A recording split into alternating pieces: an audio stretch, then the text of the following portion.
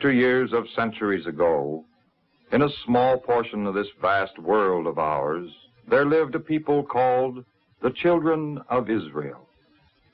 From them came certain men and women through whom God revealed himself to all mankind.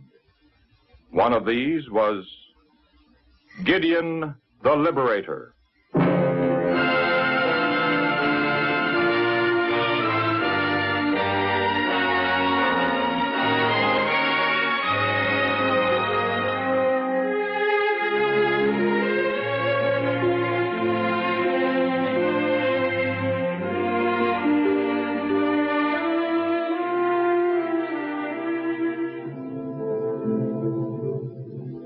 God had given the people of Israel the land of Canaan, as he had promised. Under Joshua, the Israelites served the Lord and enjoyed his blessings. But as time went on, they made friends with the heathen tribes of Canaan and began to worship their idols. Chief among these was Baal, and the more the Israelites bowed down to the idol, the more trouble came upon them.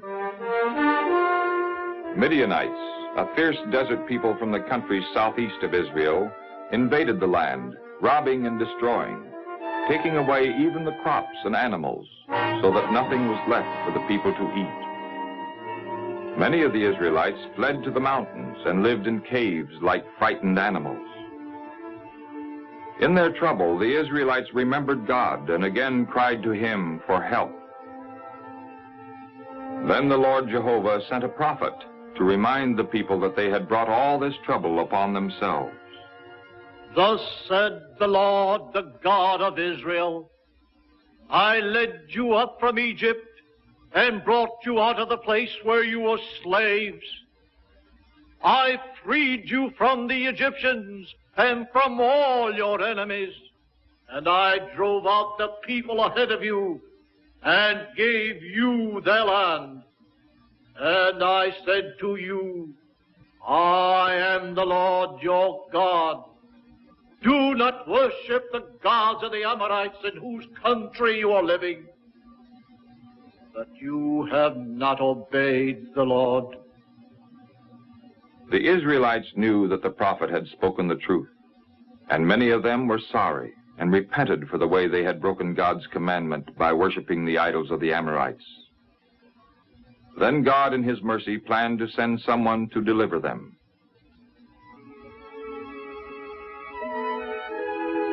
One day, Gideon, the son of Joash, was threshing wheat in his vineyard, where the Midianites would not be likely to see him. Suddenly, he was aware that someone was watching him. An angel of the Lord had come to bring Gideon a message, but at first Gideon did not realize that this was a heavenly visitor. The Lord is with you, you mighty man of courage.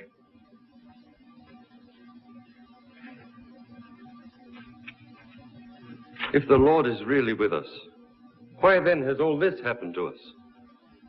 And what has become of the wondrous deeds of which our fathers told us when they said, did not the Lord bring us up from Egypt? For now the Lord has forsaken us and given us into the hand of the Midianites.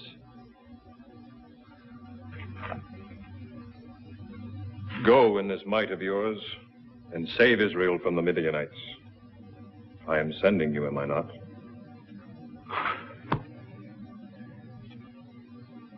Lord, how can I save Israel? My clan is the weakest in Manasseh, and I am the least important in my family. But I will be with you, and you shall defeat the Midianites. If you are really pleased with me, then give me a proof that you are really speaking to me. Don't leave, I beg you, until I come back and bring you an offering. I will stay until you return.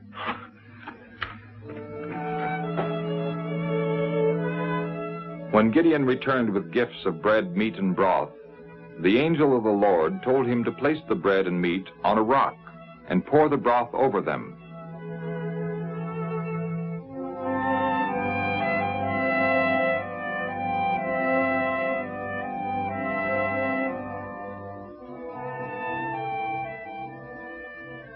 Then Gideon received the proof for which he had asked.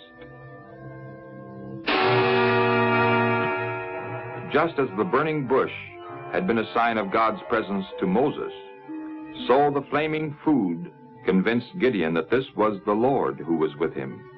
But when Gideon turned to him again, the angel had disappeared. Then Gideon became afraid, but God spoke to him, comforting him. It is well with you. Do not fear. You will not die. Then Gideon built an altar at that place and called it Jehovah Shalom, which means the Lord is peace.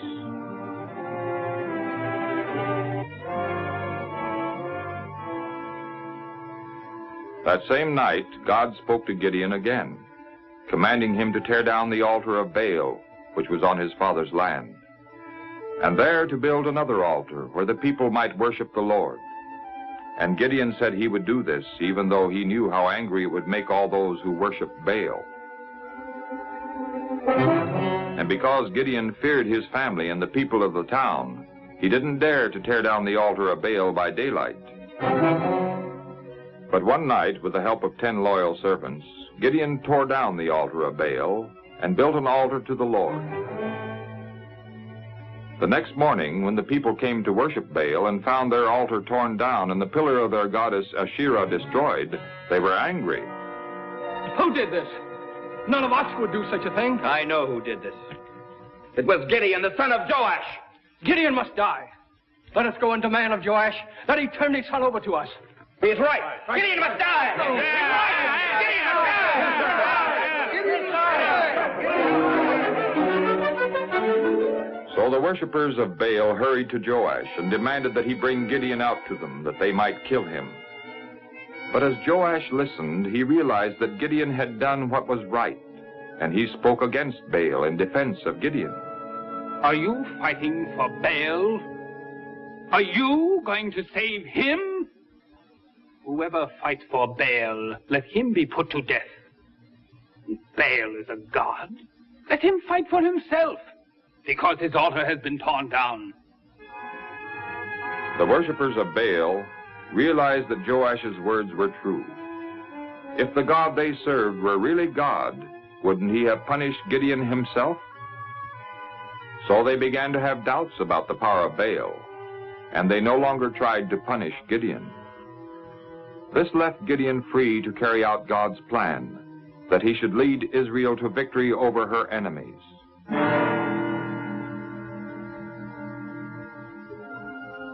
Gideon's task was not an easy one.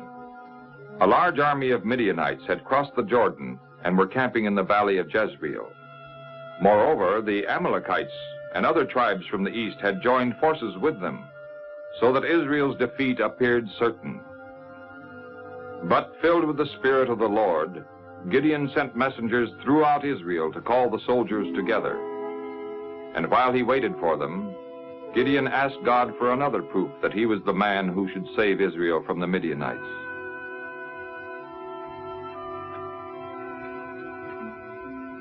If you really are going to use me to save Israel, as you said, then give me a proof. I will lay a fleece of wool on the threshing floor.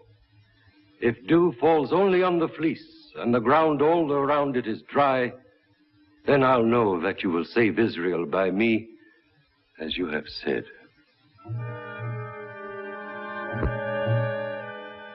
The next morning, Gideon hurried to the threshing floor where he had spread the wool fleece.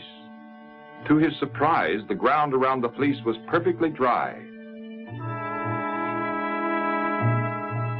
But the fleece was so drenched with dew that the water wrung from it was enough to fill a bowl. Then Gideon asked God for still another proof.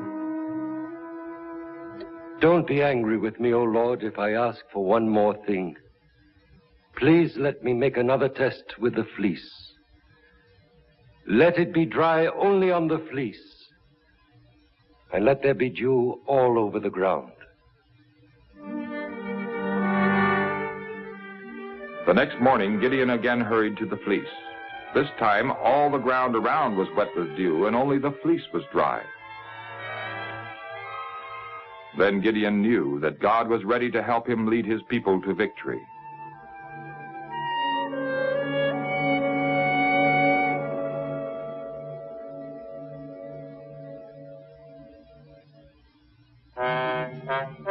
The Israelites must have been confident that Gideon was acting under God's direction, for 32,000 men answered the call to arms.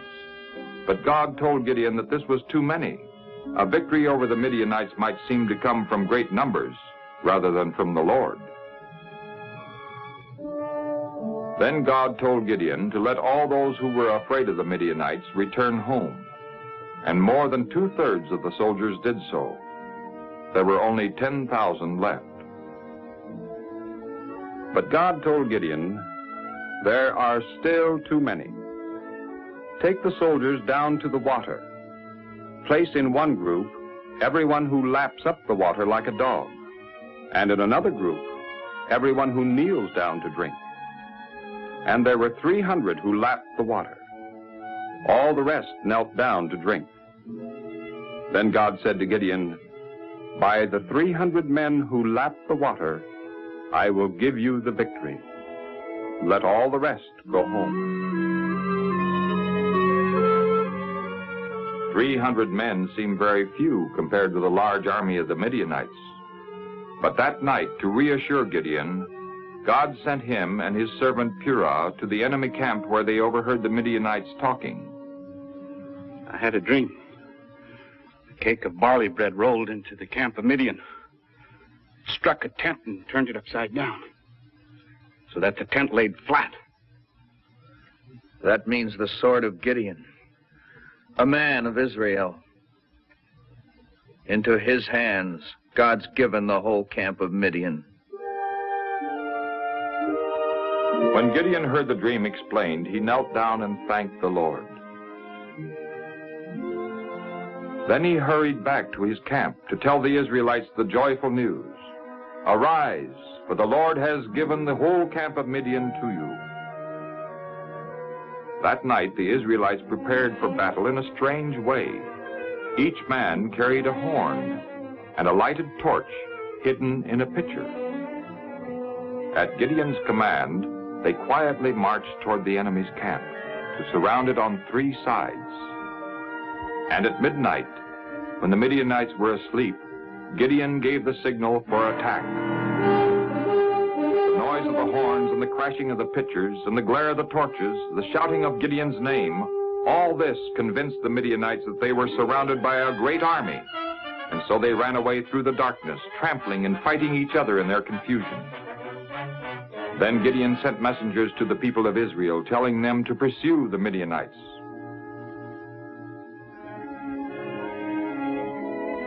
And so Gideon and his people won a great victory, and once more, peace came to Israel.